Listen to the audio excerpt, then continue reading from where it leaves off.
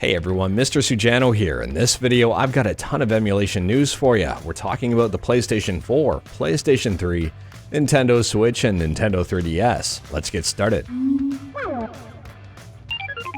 Alright, we'll kick things off here talking about Nintendo 3DS emulation on Android with Citra Enhanced. Citra Enhanced unfortunately has met its end. For those that are unaware, Citra Enhanced is a fork or an alternative of the official Google Play Store version of Citra. Now, Citra Enhanced is free and it's a little bit different than the normal version of Citra. It's geared towards performance and offering a few different features.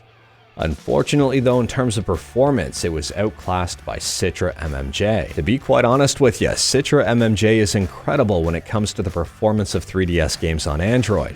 If your device is struggling to run 3DS games using the official Google Play version of Citra, definitely check out Citra MMJ. It is also 100% free. And if you're wondering what MMJ stands for, it stands for Subscribe to Mr. Sujano. So anyways, on the official Citra Enhanced Discord, they posted a poll. They said, "We are thinking about canceling Citra Enhanced because competing with Citra MMJ is pointless. MMJ uses less power while having more FPS. Are you okay with this fork being cancelled?" And the overwhelming response was yes. Now, once the poll closed, it appears that Citra Enhanced ended on a somewhat bitter note. They say, "We asked, you chose. Citra Enhanced has been officially cancelled due to it being a useless fork mostly. The fork will not be deleted, just don't expect more updates. The blue cube was right. This forks are a mess that no one should use. Sorry for the pings today, a lot of happened." Now, I have absolutely no idea what happened behind the scenes here, and this isn't a drama channel. I'm not here to find out what happened, but I do know that Gamer64, the developer who was working on Citra Enhanced, was one of the key people responsible for the massive FPS performance boost in the official version of Dolphin. So I do wish Gamer64 the best moving forward, and I hope they don't leave the emulation scene. Next up here, we're talking about PlayStation 3 emulation with RPCS3. If you're currently using RPCS3, you might want to check out the latest update. Today, the RPCS3 team dropped build number 0.0.22, and this one contains a ton of updates. In fact, these numbers are staggering. 209 new commits, 350 source code files that have been edited, 20,334 lines of code that have been added, 21 code contributors, and 61 days of development. Definitely check out this latest version. Next up, we're talking about PS4 emulation, and we'll start out with Spine. Spine says, "I don't have anything substantial to report yet. From the end user perspective, I mostly did a lot of small fixes, concentrating somewhat on improving the sound changes I've implemented previously. I've also spent some time on bigger changes, but nothing concrete come out of it. As of yet, I've been switching my focus a lot." If you want to check out the compatibility list for Spine, I'll leave a link in the description below. Feel free to check it out. And I'll also drop a link to the GitHub for Spine. Now, Spine is currently closed source. But in terms of open source PS4 emulation, the second bit of news here is that GPCS4 seems to have risen from the ashes. The last update was February 6th of 2020. But we've got another update here just 5 days ago. It says, "Introduce virtual CPU and a big refactory for the graphics part. Everything restart from the very begin." I'll leave a link to this in the description below as well. It's nice to see PS4 development continuing. Now, speaking about GitHub, still talking about PS4, but possibly PS5. There is a brand new project on GitHub here. I'm not certain on the legitimacy of this one just yet, so don't get too excited about this one until we know more information. But there is KYTY here, a PS4 and PS5 emulator.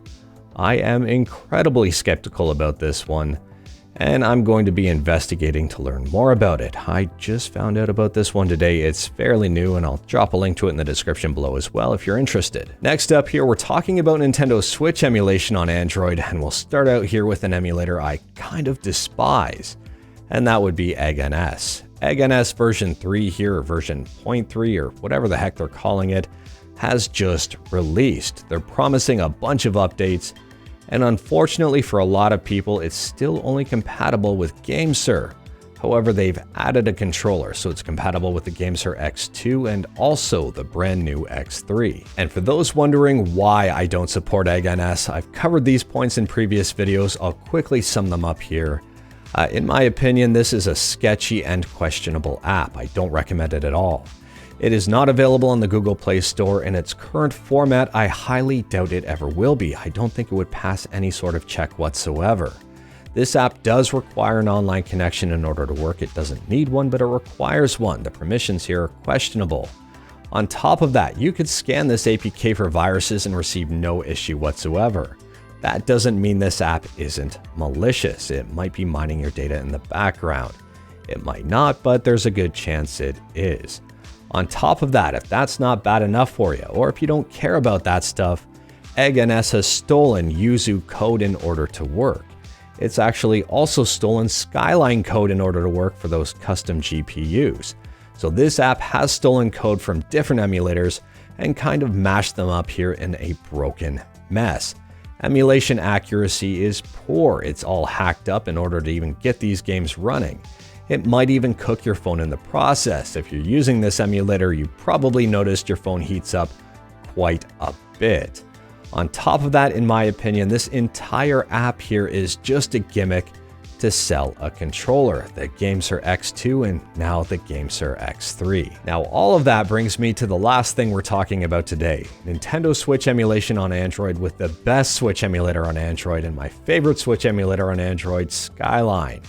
We have some more development updates for you. We've got some more improvements. Skyline has gotten even better. The latest development updates have some pretty impressive frame rate improvements across the board, including 3D games. Here is Final Fantasy 15 Pocket Edition up and running. Hollow Knight is running incredibly smoothly. Sakuna of Rise and Ruin is getting pretty fast. Project Diva is looking better and faster. Spelunky is running at full speed. Catherine Full Body now boots. Crypt of the Necro Dancer is running beautifully. If you're a fan of Jump King, it is up and running well. And for those of you with Mali GPUs, improvements are still coming. Things are getting better and there is still hope. Skyline is currently at the point where it's running certain games better than EggNS. Skyline is 100% free and it also won't cook your phone in the process. But anyways, that is all I've got for you in this one. Straight to the point, all stuff and no fluff. Let me know your thoughts about anything we talked about today in the comments below, and we talked about quite a bit. PS5, kinda, PS4, PS3, Nintendo Switch, and Nintendo 3DS. Let me know your thoughts about anything in the comments below, and if I missed something, let me know in the comments below. If you like this video, leave a like. If you didn't like this video, leave a like. Hit that subscribe button, check out my other videos, don't tempt fate, save your state.